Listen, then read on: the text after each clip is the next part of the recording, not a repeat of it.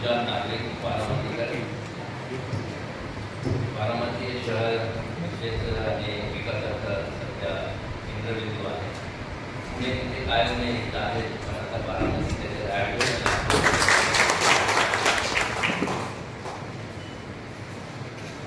आम्ही येण्याची वेळ 5 कळवली, 7:30 ठरली होती. 5 कळलं कसं आहे, SP स्टुडंटला सांगतात की त्या 7 वाजतापर्यंत येते, तर सगळे आले पाहिजे. मग ते PSP हेडक्वार्टरच्या PAला सांगतो 7 आहे, 5:30 मिनिटाला. मग तो इन्स्पेक्टरचा हेड कॉन्स्टेबलला सांगतो की 7 बजे आ रहे हैं, 5 बजे आला. शेवटी तुमच्यापर्यंत 5 वाजले आणि त्यासाठी आम्हाला उशीर झाला तर खरंच आहे. आणि आपण आम्हाला अमूल्य वेळ दिला, त्यासोबत इतक्याच अमूल्य शुभेच्छा दिल्या, त्याच्याबद्दल मी आपलं सगळ्यांना जनता सहनशील आहे हे आज आपण सिद्ध करून दाखवलं. परंतु आपण बोलताना मी सांगितलं, आम्हाला कोणत्याही नेत्याची भूमिका घ्यायची नाही. आम्ही सेवक आहोत, सर्व्हिस लावलेला आम्ही खासदार, आम्ही लोकसेवक आहोत. त्यामुळे आम्ही कोणत्याही सरकारचा टाकू नका आणि मला वाटतं तुम्ही तक्रार सुद्धा करणार नाही अशी मला आशा आहे. आम्ही सेवकच आहोत आणि त्याच भूमिकेत तुम्ही तरी असतो नेहमी आणि माझ्यासोबत माझे सगळे अधिकारी बसलेले आहेत आणि लोकांची सेवा करते आणि त्यांना खरोखर काही आनंद मिळून द्यायचा असेल, दुःखा पोंकर मारायची असेल तर ती करणे, ही आम्ही भूमिका असतो.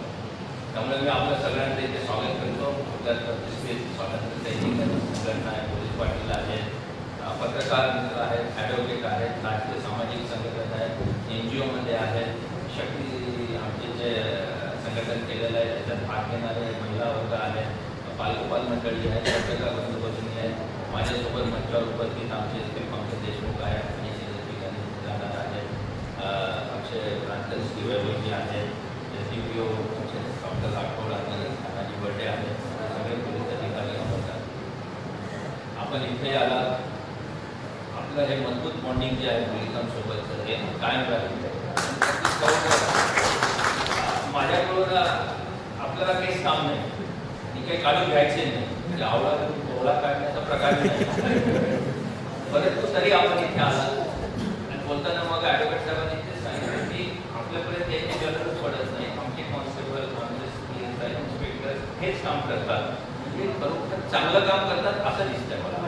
तर माझ्याकडे यावं लागतं, यावं लागतंय की काम करत नाही आणि आपण इथे सांगताय की काम होतंय, खरोखर चांगलं काम होतंय आणि मला वाटतं इथे जे वरिष्ठ नेतृत्व आहे त्यांचे जगाला धाका म्हणूनही चांगलं काम होत आहे असे मला वाटतं. त्यामुळे चांगलं पोलिसिंग आहे आणि कधीच वाटतंय की जे अशी बिल्डिंग वाटतंय की फॉरेनमध्ये गेल्यासारखं वाटतंय, पण पब्लिकला फॉरेनमधलं पोलिसिंग जी अपेक्षित आहे ते आपण करून दाखवू त्या दर्जाचं, म्हणजे